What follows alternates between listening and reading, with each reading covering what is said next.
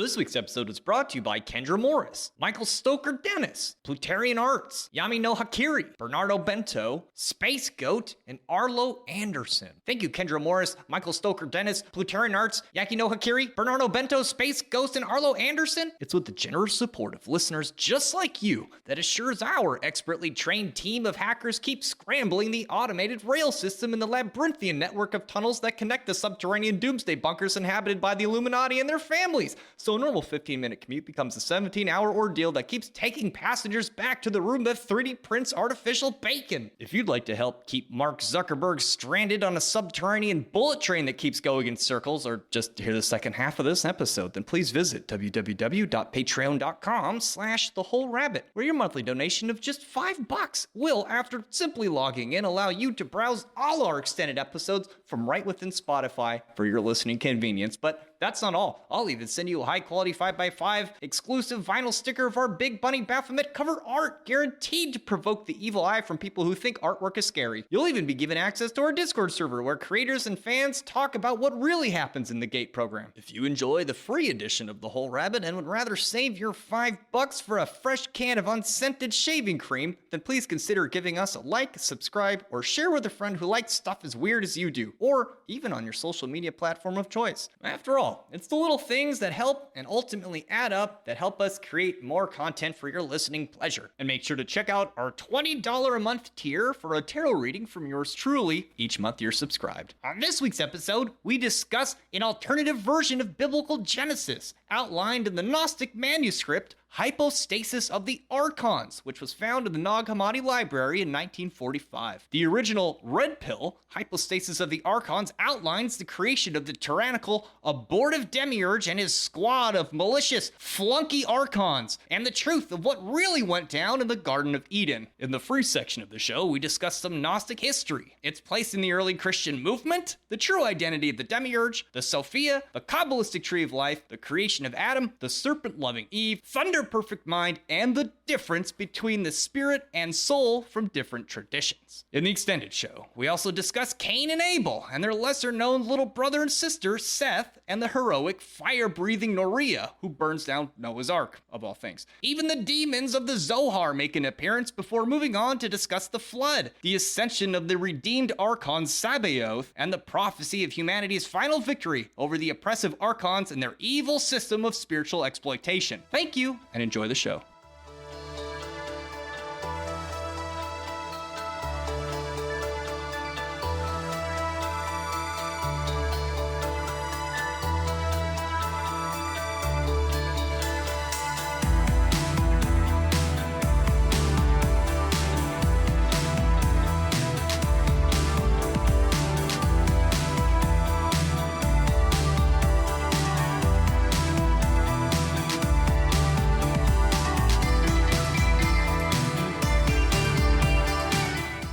Jesus walks into a hotel, throws 3 nails down on the front desk, and asks, "Can you put me up for the night?"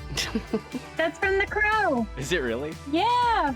That's weird. We were just talking about The Crow. If Jesus was real, they wouldn't call it a crucifixion. They'd call it a crucifact. If Jesus and Poseidon ever fought, Jesus would walk all over him. Nice. In fact, that's why they called Jesus the Black Panther, because he walk onto water. Wakanda water. Bro. So bad. You know, Jesus also drove a Honda, but he never talked about it. He would say, "For I do not speak of my own accord." That was my first car. And then Jesus said, "Come forth and receive eternal life." But Peter came in 5th and won a toaster.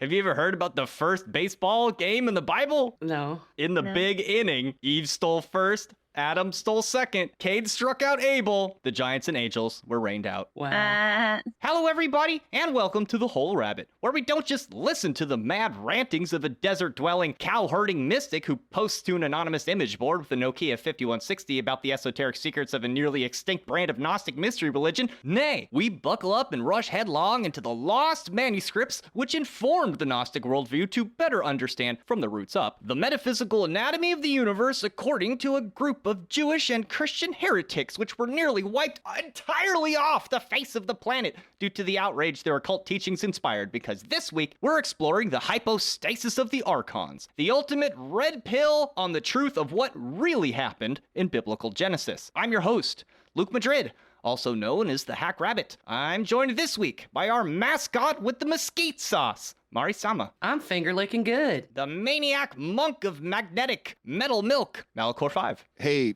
did you see where the other pill went? And the heretical host of the holy hot dog, Hecka Astra. Hello, and welcome. You know, in most places, if you bring up Gnosticism, it has a bit of a bad rap. The faithful believers of Christianity are quick to dismiss it as a heresy, and I've even heard some occult teachers say it's a dead-end road. You don't want to subscribe to Gnosticism because of the whole esoteric market of ideas. It has a bad rap for being pessimistic. But by the end of this episode, I want to prove to the audience otherwise, that you do get to have your cake in Gnosticism. You might even get to eat it. Now that I've said that, the hypostasis of the Archons does a great job laying out the bare bones of Gnostic philosophy and getting into the guts of what makes it so antinomian and dark and subversive. According to the eminent author on Gnosticism, Elaine Pagels, hypostasis of the Archons, as it suggests in the opening lines, is intended to inform the viewer as to the proper and shocking interpretation of biblical Genesis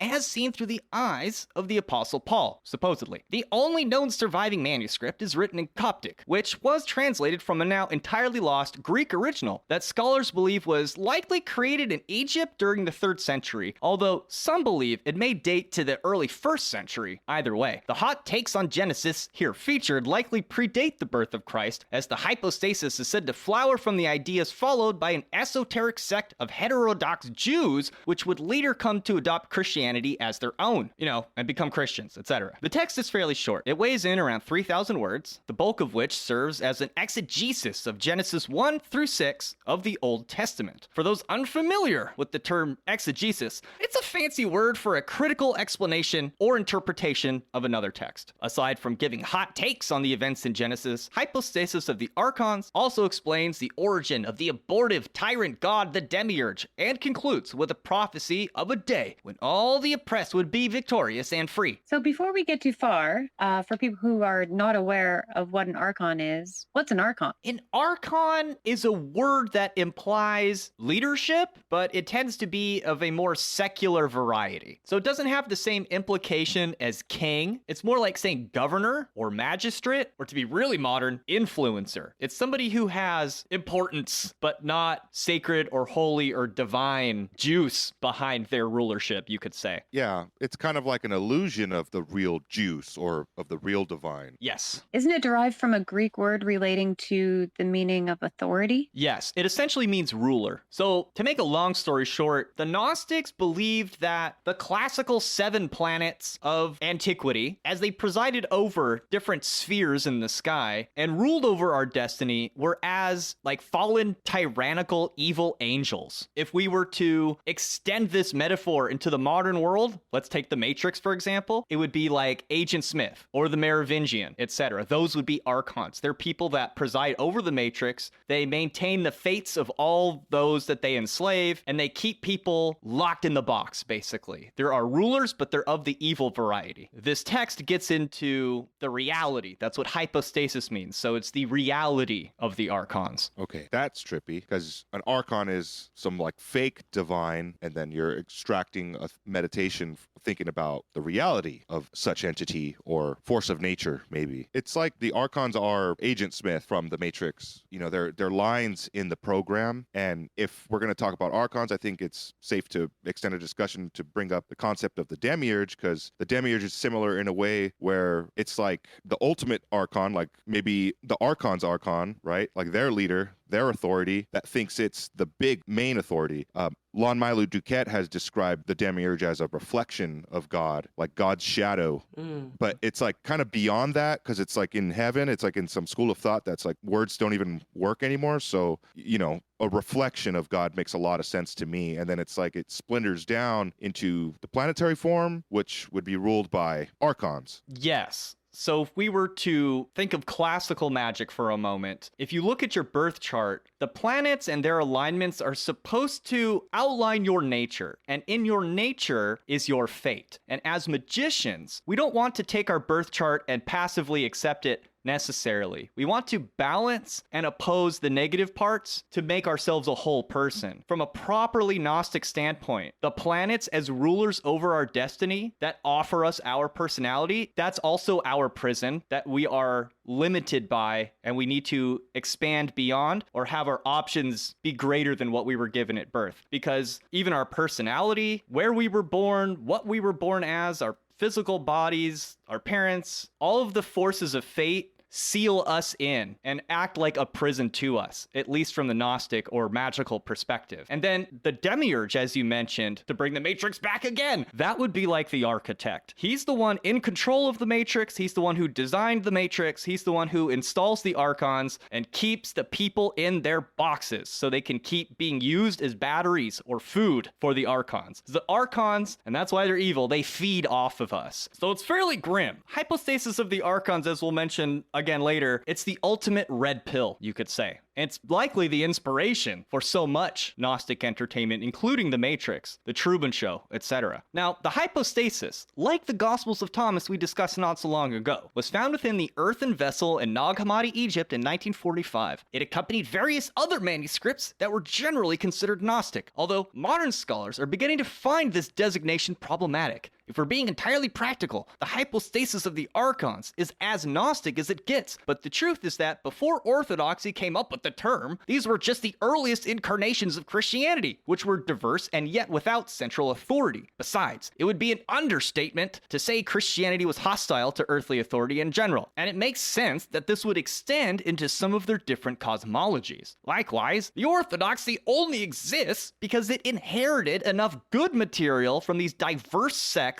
and became a powerful conglomeration on its own. In fact, a number of Christianity's most important time-honored institutions are thought to originate with Gnostic heretics. For instance, 1st century Marcion of Sinope, or Marcion the Heretic, as he is known, was the first of Christian leaders to begin creating a canon of Christian sacred scriptures, which included 10 Pauline epistles, a heavily redacted book of Luke, and the Evangelion, also known as the Marcion Gospel, which some scholars believe may have actually been the first of all the Gospels, and this would explain the similarities of the now canonical ones. In fact, it was this attempt to create a Christian canon which inspired the nascent Catholic Church to do the same. Prior to this point, Christianity had flourished with a veritable smorgasbord of texts, ideas, and various cosmologies as they blended with the rainbow of other diverse traditions and local customs. Then, Valentinus, another Gnostic leader during the 1st century, was the first to identify the Christian God as a trinity in his text On Three Natures, which, although lost to history, is mentioned along with its contents by Marcellus of Ancria, who, an opponent of the concept of the Trinity, attempted to prove that the concept itself was indeed a Gnostic one,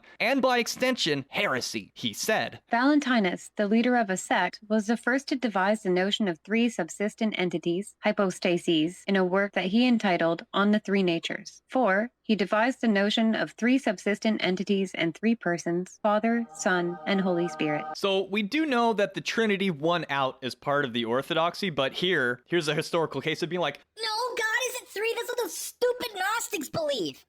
well, we ended up with the Trinity anyway.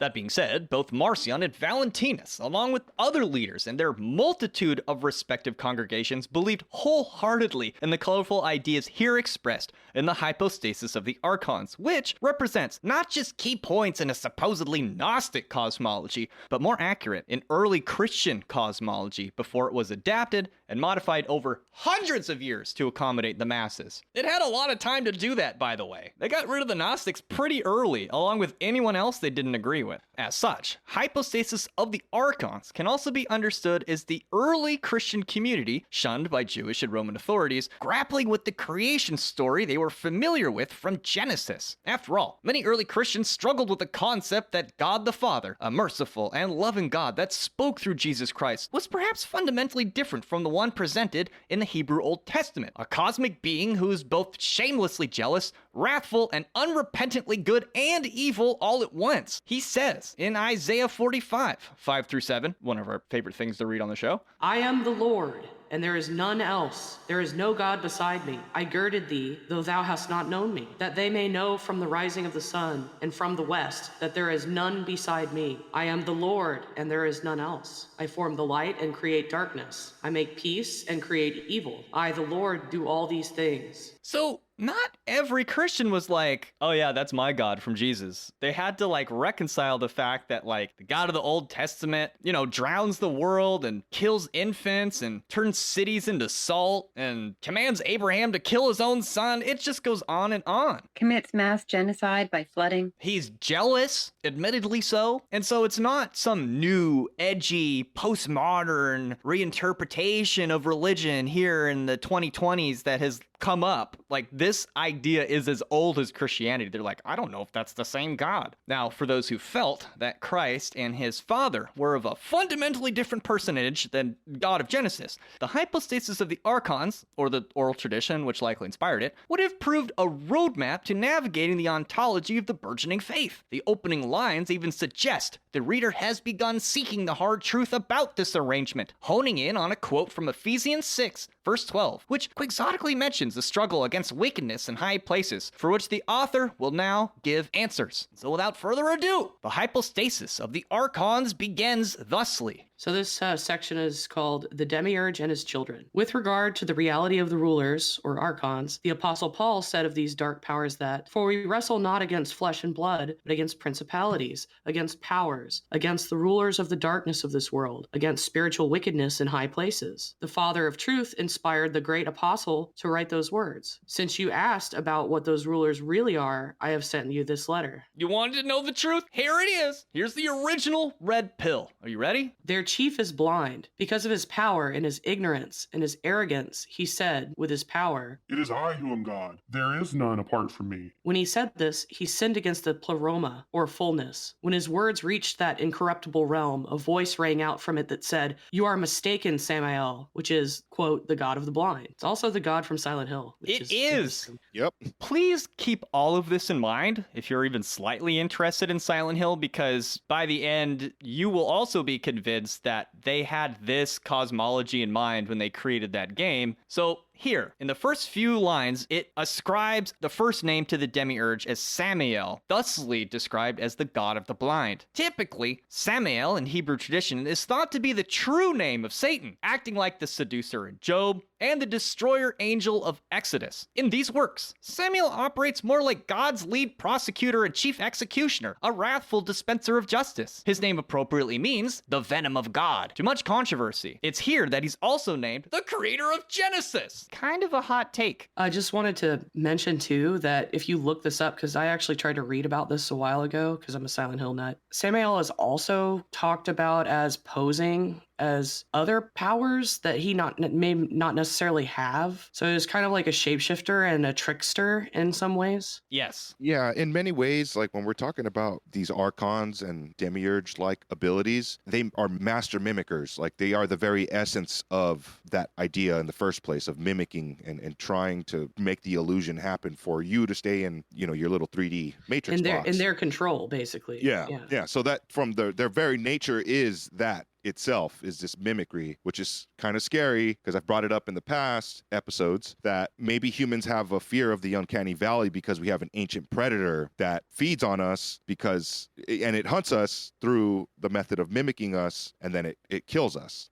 Back from my hippie days, I remember a number of practitioners would discuss the dubious and even dark feelings or events that would happen whenever they would invoke angels or be around people who did. I know some people felt that Reiki practitioners were actually tapping into something negative. And I've heard Heka Astra herself mention something called fake angels, where Fake angels. New Agers, they'll tap into a quote angelic frequency or an angelic team of helpers or whatever. And sometimes it's not always good. Some of the experiences that I've had, I would relate to kind of parasitic feeling. Which is funny because, as they're described here, in Gnosticism, they feed off of the vital force of humans. We're like batteries to them. It reminds me of some stuff from One Piece. There's abilities called Emperor's Haki, and they just are able to daunt and impose like a will or make you really like tired and like you just don't want to do anything in their presence. They don't even have to fight you. Like they are strong and they can beat your ass, but they also just have this ability to just put you down. It's kind of cool. Well, I mean, you go to these Reiki, Munaiki meetings and you're supposed to be in this like higher vibrational energy, but everyone knows they're drained and half dead by the time the session's over. For what? Sitting around meditating and healing each other? It's like, I don't know. It's necromancy while you're alive.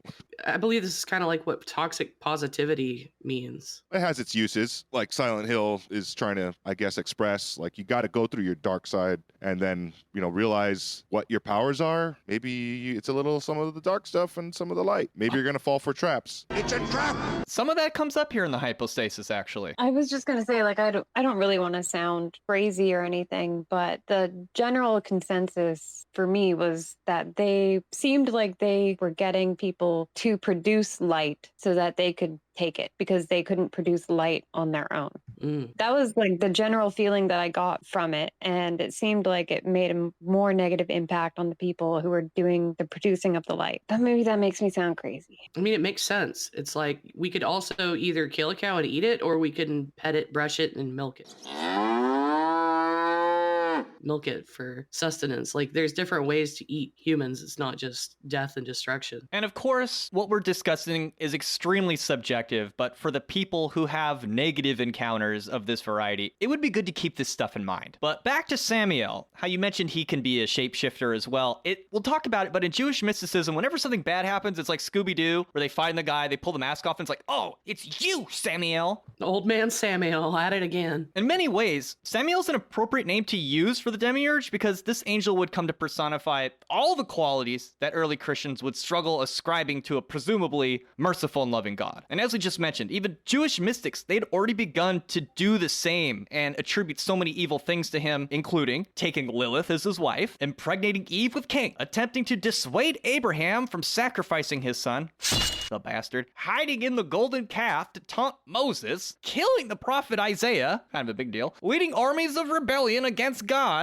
an even bigger deal, and planting the tree of knowledge of good and evil. At least two of these things happened in the story we're discussing today. The hypostasis continues. Samael's thoughts, too, were blind. He expressed his power through blasphemy. Wisdom, or Sophia, guided him down to chaos in the abyss, his mother, so that his power could be enacted there. And wisdom established each of his children according to his or her particular traits, based on the model of the eternal realm above. For by looking toward the invisible world, the visible world was invented. This, of course, reflects ideas expressed in Plato's Timaeus, the thing we've mentioned more than anything else on the show, which states the creator, there understood as good, fashioned the material world from the patterns glimpsed in the eternal one. Here, in hypostasis, he's not good, but blind, and he's given some assistance with no less than his mother, the Sophia, who helps him fashion the rulers in accordance with what is seen in the invisible realm. It does seem a bit puzzling why Sophia would help the demiurge create material and install archons, considering elsewhere in the text she seems opposed to them and him. We may speculate that perhaps these actions were taken as measures to begin fixing or even obscuring the problem she had inadvertently created. Elsewhere in the text, we are reminded, numerous times in fact, that all of these events occurred in alignment with the will of the highest God. It sort of sounds like she's handing the demiurge a smartphone. She's like, here, take the smartphone. I don't want to see this anymore. You'll keep yourself occupied in your little corner of the material universe. Here's some archons, have a blast. I don't want to hire a babysitter. Just look at the tablet. Yeah, here's an iPad. I'm going to go ride the beast. She's like any other single parent. It's like, I'm not ready for this. I don't know what to do. What do I do with this thing? Except in this case, the child is pure evil. But it's like the child's like pure evil in his little tablet. He's not in the real world. He's just a little baby, but he's just there with the tablet like, yes, I am dominating this virtual suffering trap. What does the scouter say about his power level? I made this! It's a lot like The Sims. It is exactly like The Sims. The text continues. As incorruptibility looked down into the region of the waters, her image appeared in the waters, and the authorities of the darkness became enamored of her. But they could not lay hold of that image, which had appeared to them in the waters because of their weakness. Since beings that merely possess a soul cannot lay hold of those that possess a spirit, for they were from below, while it was from above. And why had incorruptibility gazed down into that place? She had done so by the will of the Father in order to to unite everything with his light. Here it sounds like when the Archons caught a glimpse of their hot goth mommy creator, they began humping and licking their TV screens, which in this instance is the reflective surface of the abyss, but they're unable to find any satisfaction because their lack of spirit prevents them from joining with something of spiritual nature. Which is a funny way to describe them because it makes them seem like horny and pathetic. So because they can't, do the thing with the thing, they quickly begin devising a plan to get around the impediment. Now, if I had to guess, in terms of metaphoric value, I thought this might be commentary on the blindness of nature and its resulting cruelty. They're sort of described as like unbound force, but Yeah, a force of nature. They're kind of not able to do anything else, and it sucks. Yeah, like they don't seem to have free will of their own when they see the Sophia or the hot goth mommy or the incorruptible. They're just like, oh my god, I have to put my penis in it. And that's like why they hate us, probably. And like, if you're an ancient person, you've been told for generations, like, you have an animal nature. That's your unconscious evil part of yourself that you have to keep in control. And then they're like ascribing it to the gods. Like, I mean, if anyone had heard the Greek myths, it's like, well, yeah, I guess. Like, every 5 seconds, Jupiter's coming down to rape some lady. So it's not like they just pulled this out of their butt. Like, it was kind of there. Now, You're born with something in your butt? What? oh, I see. Whoa, how'd that get there? Now, although the tarot and its Kabbalistic associations did not exist yet, we find elements of the story on the Kabbalistic Tree of Life and the attributions later made to it by pagans, Christians, and the one guy that draws chaos stars and My Little Pony and Doctor Who toys during rituals. You get the idea. It's been expanded over time. My analysis mostly confines itself to the first 3 spheres at the top of the Tree of Life. So bust out your diagrams. So Kether, the crown, and the first Sephra on the Kabbalistic Tree of Life is reminiscent to the utterance, "It is I who am God, there is no God but me," as the name of God attributed to this sphere is Iheye, which means I am that I am. While it might seem logical to ascribe to this sphere the abode of the highest God, it really blossoms from the 3 negative veils above it, which when translated are nothing, and infinite nothing light, which stands in good similitude to the pleroma or fullness. The next Sephra under Kether is Hakma, a word that means wisdom, and by extension, the Sophia. Typically, each Sephra has a planetary association. Hakma is the sphere of the zodiac. At this point in the story, Sophia helps the demiurge establish this exact thing. This makes even more sense when we learn in the next line that they are animal-headed. We'll get there. This would lead the demiurge to make his home in the sphere of Bina, which means understanding, and is attributed to the planet Saturn, the true identity of God hinted at by all major Abrahamic religion. It's all Saturn. Always has been. Go listen to the Black Cross of Saturn episode. We may redo that episode or do part 2 to go over the details again, but you can reduce most of Abrahamic religion to Saturn at the end of the day, and the black cube, etc. It just goes on and on. So to reflect this arrangement, the tarot path which connects Hakma, or Sophia, to Kether is the Fool, who is always depicted falling into the realm of matter. The Demiurge connects back to Kether through the Magician, who is creating the elements, or the constituents of the material world on his table like a craftsman. He, the number 1 card of the tarot, holds his wand aloft, while pointing down to his table indicating the Hermetic maxim, as above, so below, an appropriate motto for a creature who fashions the material world from the infinite form he glimpses above. To round this out, we're often told that Malkuth, the kingdom or material realm we inhabit, sits on the lap of Bina. The path of the Empress, which connects Bina and Hakma, is associated with Venus and the Hebrew letter Dalet, meaning doorbolt, which makes sense near the end of the story when Sabaoth, a name associated with Venus, locks the demiurge in the underworld. If that's a bridge too far, it may also symbolize the demiurge kicking humans out of the garden due to the actions of Eve, who, in the card, is depicted crowned with wisdom in where else? The garden. Long story short, Christians and with their, Gnostic undercurrents, probably had some part in creating the tarot and the imagery therein.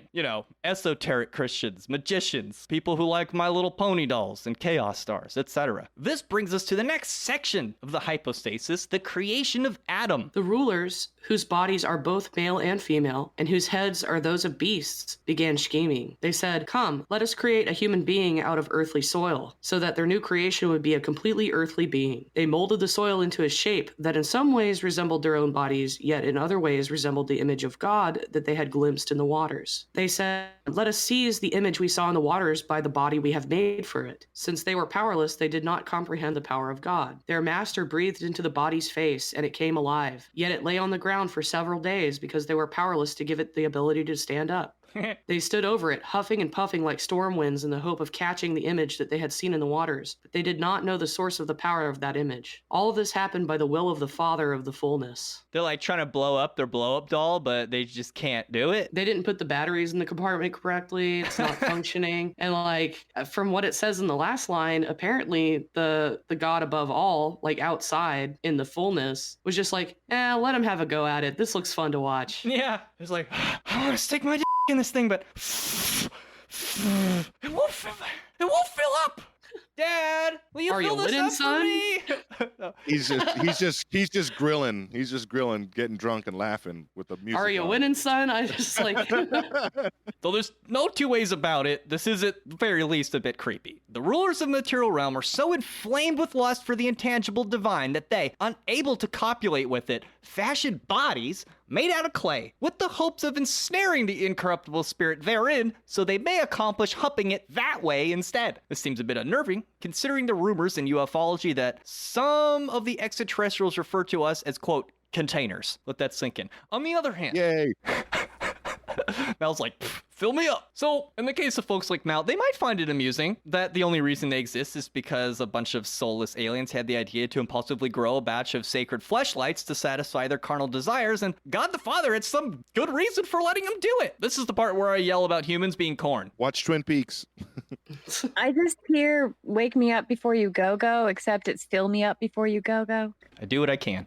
What? Okay, so what happens next, Mari? Okay. The spirit saw the human being lying on the ground and came down from the fullness to take up residence within him so that he became a living soul. And the spirit named him Adam because he had been found laying on the ground. A voice from incorruptibility came down to support Adam. The rulers brought to Adam all of the beasts of the earth and all of the birds of the sky so that he could name each of them. They placed Adam in their garden for him to tend it, and they gave him an order. Eat from every tree in the garden except the tree of knowledge of good and evil. Do not even touch that one, for the day you eat from it will be the day of your death. Did not realize what they had done. By the will of the Father, they said this in a manner that made Adam want to eat from that tree, which would enable him to see the rulers differently than a solely fleshly being could see them. It's like telling your kid, don't spoil your dinner, the cookie jar is right here, but if I catch you with your hand in it, you're getting grounded. What does the kid do? First thing, beeline for the cookie jar. Everybody knows today, as they did 2,000 years ago, that's the obvious conclusion of the Genesis story. And so the Gnostics are dealing with it. Now, in order to finish the creation of humankind, God the Father has to intervene and give us a living soul, to which the incorruptibility serves in support. After this, humans become slaves to the Archons within the garden, tasked with its maintenance. Ignorant of the spirit or living soul afforded to humanity by God the Father, the Archons underestimate the human capacity for critical thinking and free will, which results, as divinely planned, in them violating the archontic commandment to not partake of the knowledge of good and evil, which subsequently awakens them to the clarity about the nature of said archons. This reflects a common religious sentiment in Abrahamic religion, which explains that God often allows evil to continue as it eventually culminates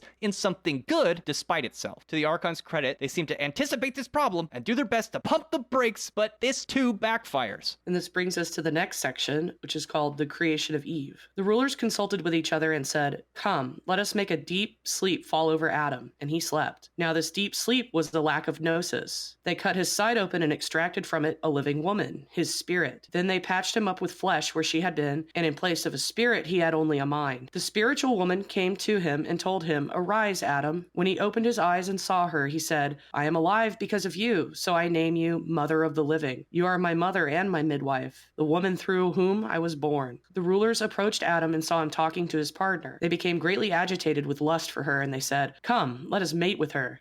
They ran after her as she laughed at them for their stupidity and blindness. When they caught her, she transformed into the tree of life, leaving behind only a shadow that looked like her physical form. The rulers befouled the shadow. By defiling the body they had molded in their own image, they condemned themselves. Isn't this remarkably like that Mesoamerican myth with the 400 drunken rabbits. Like, oh, the god of heaven wanted to boink the princess, and she was like, no, I'm going to become a tree. Yeah, actually, you're right. Yeah, so this happened. I don't know when, I don't know how, but this happened. So it's almost like Eve came about by attempting to remove the spirit from within Adam, yet this only results in her acting to awaken him, for which she is variously praised as the giver of life. It also seems to be hinting that the divine spark of spirit within humanity is feminine, perhaps on loan from the Sophia. When the Archons see her, they seize upon the opportunity to finally hump her non-consensually, which to escape, Eve turns herself into the Tree of Life, that also presumably, due to its spiritual nature, is inaccessible to the Archons, leaving them with nothing but a body, one they created in their own image, to defile, and makes it so they, in more ways than one, end up fucking only themselves. It's like wood against wood. It doesn't feel very good. A wood penis and a wood vagina don't feel so nice.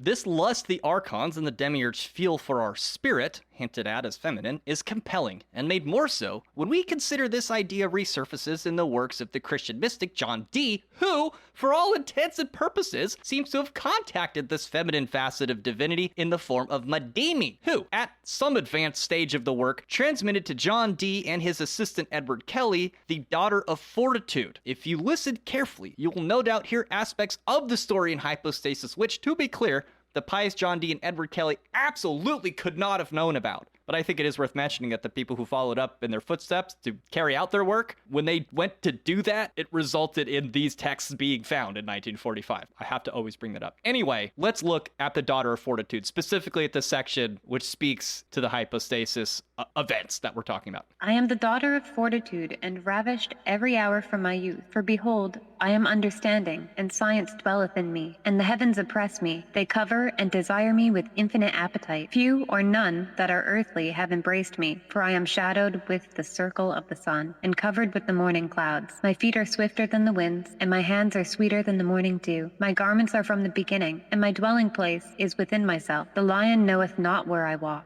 neither do the beasts of the field understand me. I am deflowered, and yet a virgin. I sanctify, and am not sanctified. Happy is he that embraceth me, for in the night season I am sweet, and in the day full of pleasure. My company is a harmony of many cymbals, and my lips sweeter than health itself. I am a harlot for such as ravish me, and a virgin with such as know me not. For lo, I am loved of many, and I am a lover to many, and as many as come unto me as they should do, have their entertainment. The lion knows not where I walk. Where are you? What the you ate the fruit! The Daughter of Fortitude aside, this part of the creation story also brings up the ancient idea of the spirit or soul, as if there's a difference between the two. And what is it after all? It's been a long time that I've been on the planet, right? I'm 31, and I've been speaking with my mouth and words most of the time. And it was very early in my life when I pondered about what's the difference between a soul and a spirit. And that question wasn't answered until like much later in life through personal experience and understanding. Unfortunately, spirit and soul isn't really like a grand etymological subject, but that's because the word soul is mysterious in its true origins. There's a lot of words that are related, but the earliest use of that phrase in regards to what the definition is, it's very mysterious. But spirit is actually pretty well known. And long story short, it comes from a very old way of expressing a special type of breath. And it's the breath that God gives you. But we also use the word spirit for like booze. And I work at a liquor store, and you can say I work in a house of spirits. And it's literal. Like Luke was bringing up earlier about the Mesoamerican rabbit stories, where there's like all kinds of different ways they can get drunk, and they can interact with the various other gods in different ways. It's almost like it's the same power, being able to implant you with a different spirit, right? And this is perhaps transmuted through food, just the same. It's this euphoric feeling. This discussion of like why we use the words when we're casting spells, especially, or when we're talking, it's important, of course, you know, when to use spirit, when to use soul, because that shapes our perspective and our experience. Our personal lens is polished and adjusted in the way that you maintain it and the maintenance you do to it and your upkeep of making sure your perspective is true to your directorial vision. And this spirit, this lens we have is the fun part. And essentially, this is Jesus. This is why Jesus matters in the whole magical formula formula of like elemental magic, making the pentagram and all that stuff, because the soul is in everything that's living, that ever has and ever will. And it's static. There's no personality there. And that's because it belongs to the Father or maybe the Great Mother. It's what goes back to the abyss without any other identity. But that's your life force. The spirit is like a kind of addition to that idea. So, you can fight with the spirit of a bear and be fast like another person without bothering their soul, right? Like you can kind of just pick up your perspective of it and translate it in your own way because that's what they're outputting from their side of, the lens on their side. But the soul exists in all of us. So, you're a bear, you're a fish, you're anything that's living. We're all at some point, it's all back to what created us, right? That's what belongs to God. But everything else is our own. And that's why I like to say magic is yours. And like all this stuff is very personal in the first place because we're in a Gnostic reality. I'm a Gnostic, if you didn't know that. But yeah. So the meaning of these words differ based on what discipline is using them.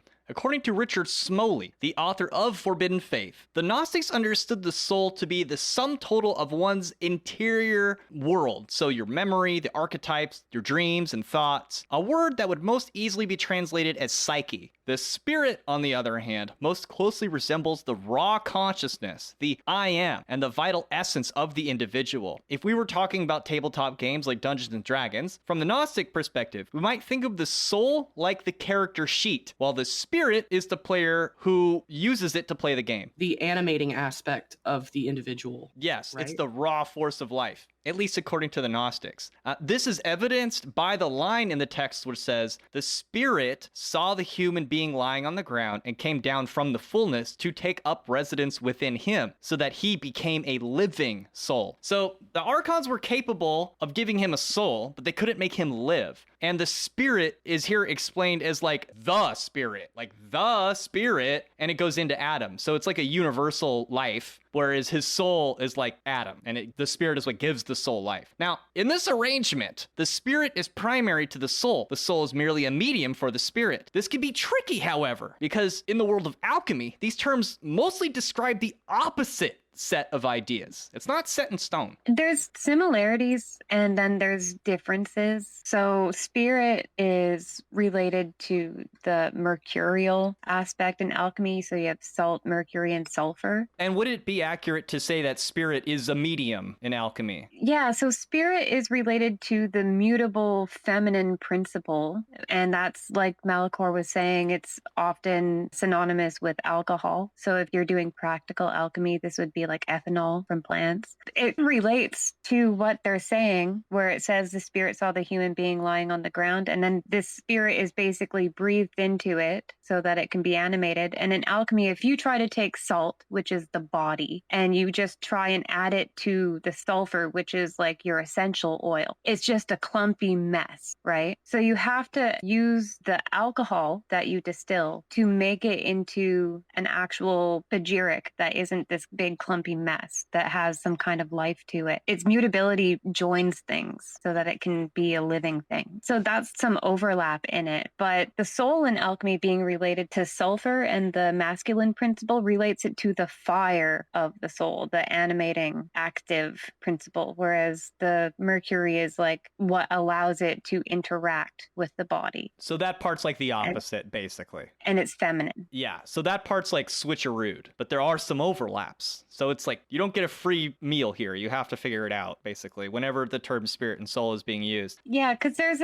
sulfur bridges the gap between fire and air. So you have this kind of divine fire being brought to air. And then mercury bridges the gap. So that spirit bridges the gap between air and water, and then salt between water and earth. So even to get the essential oil separated on its own, it has to go through the air. So it goes from the earthly component through water, and it evaporates up into the air. So you still use the feminine principle, or you pass through the feminine principle either way. Totally. I also like to call this mediating force of the spirit, a harmony, especially in music, and what Jesus represents between the four base elements. He harmonizes all of them together. He's the airbender. I mean, he's the avatar. Yeah, this idea of that Heck is bringing up here initially about like fire being like the primordial state in the soul alchemy, the spiritual alchemy sense. These schools of understanding how magic works in the big picture, they all are mixed in together. And that's the way that these elements harmonize with each other, and the spirit is at work there. And that's the magic part. Like, that's why this stuff matters in the first place. That's why this episode's cool, because we're like really at the base ideas of what ceremonial magic and practical magic are for philosophy and our soul and just basic nature. You can actually make medicine with these same terms working in the same way. It's kind of cool. Well, the other main difference with alchemy is that sulfur generally represents the soul. So that's like the fire of life. And then mercury generally represents the spirit, being more related to the mind realm. And that's why the mental realm is more mutable and flexible. So I would say that's probably the biggest difference between what's being presented here. Correct. From the Gnostic perspective, it's reversed. The spirit is oneness with God. It is life. It is the consciousness. Whereas the soul is like the part that makes you, you. It makes Adam, Adam. It makes Hecka Astra, you know? Now that we've got that squared away. The next section is called the Tree of Knowledge of Good and Evil. The female spirit went into a snake, and it became a teacher. It began to teach Adam and Eve by saying to them, "What did the rulers tell you? That you were to eat from every tree except the tree of knowledge of good and evil?" Eve, the earthly Eve, for the spiritual Eve was now in the snake, replied, "Not only did they tell us to not eat from that tree, but to not even touch it. For they said,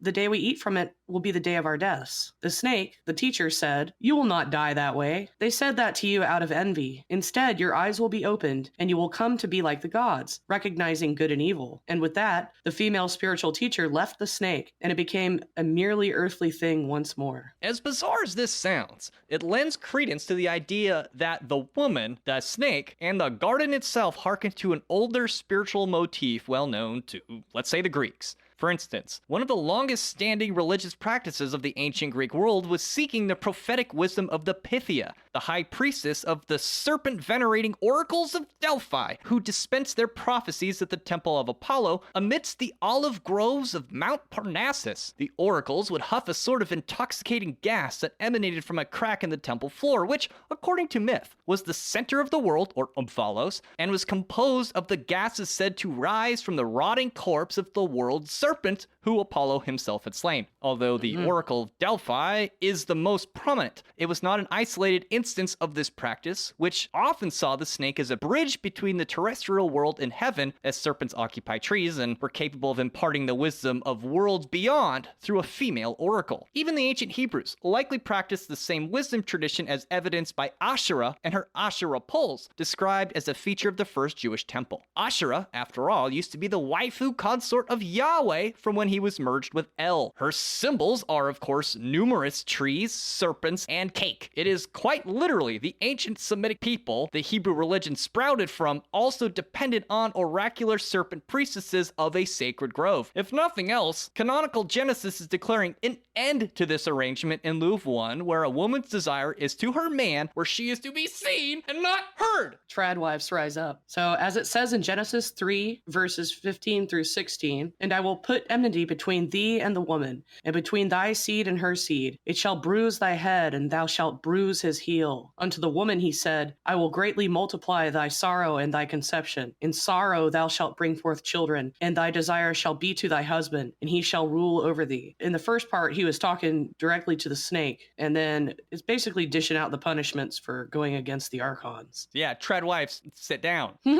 Here in the Hypostasis, this ancient method of oracular prophecy is used to liberate humanity from the clutches of the tyrannical Archons. In essence, the sentiment expressed here is the exact opposite as it is in canonical Genesis. For anyone still thinking about serpent versus eagle, this is yet another concrete example of the complementary energies coming into conflict. The passage continues. "The fleshly woman plucked one of the fruits of the tree and ate it. She gave some to her husband, and both of those fleshly beings ate. They realized that they lacked gnosis and were gravely flawed. When they saw that they were denuded of spirit, they gathered fig leaves and tied them around their private parts. The chief ruler came and cried, 'Adam, where are you?' for he was unaware of what had happened. Adam answered, I heard your voice, and because I was naked, I was afraid, so I hid. The chief ruler said, 'Why were you hiding? You would only have done that if you had eaten from the single tree which I told you not to eat. You have eaten from it.' Adam said, The woman you made for me gave me the fruit from that tree, and I ate it. Coward. The conceited ruler cursed the woman, but the woman said, I ate because the snake lied to me. The rulers turned to the snake and cursed it. They did not realize that they themselves had made the snake. The ruler's curse lay upon the snake from that day until the day when the perfect man was to come. Jesus Christ redeems the actions of the snake even in mainstream Christianity. I love to talk about that. We see this idea has received some meditation even here. Continuing, the rulers then turned to Adam and his wife and banished them from the garden. They too lay under the ruler's curse. The rulers plunged them into a life of toil and distraction so that they would be consumed with earthly tasks and unable to concern themselves with the matters of the Holy Spirit. And that's how he ended up with jobs. People make the demiurge out to be some bad guy, but really he's just trying to bolster the economy. Jokes aside, this reflects an aspect of the Gnostic worldview that is still largely manifest in Christianity today. It is often said by the faithful that the world is owned and operated by the devil, who, despite his inevitable defeat during the future judgment day, is busy operating the business of the world for one expressed purpose: to draw as many people away from God as possible. Even today, this is the de facto end of the documentary Revelation, favored by the most enduring conspiracy theories that have, a religious bent to them. But if you'd like to hear more about the hypostasis of the Archons, the children of Eve, Cain and Abel, their weird brother Seth, their even weirder sister you've never heard of, what this all has to do with the Zohar, the Great Flood, Noah's Ark, hot golden clothed angel ladies, and what the good news is for Gnostics, then please visit www.patreon.com/thewholerabbit, where your monthly donation of just $5 will not only get you access to the extended version of this episode, you will get access to the extended, uncensored versions of all of our episodes going back before the 1920s. Well, the 2020s, whatever. It's only 100 years difference. I'll send you a 5x5 high-quality vinyl sticker of our Big Bunny Baphomet Sophia cover art, and you'll even get the secret keys to our Discord server, where you can talk about what you did to evade the long dick of the Archons. Thank you, everybody. Eat carrots and shoot lasers. Pew, pew, pew. Pew, pew, pew.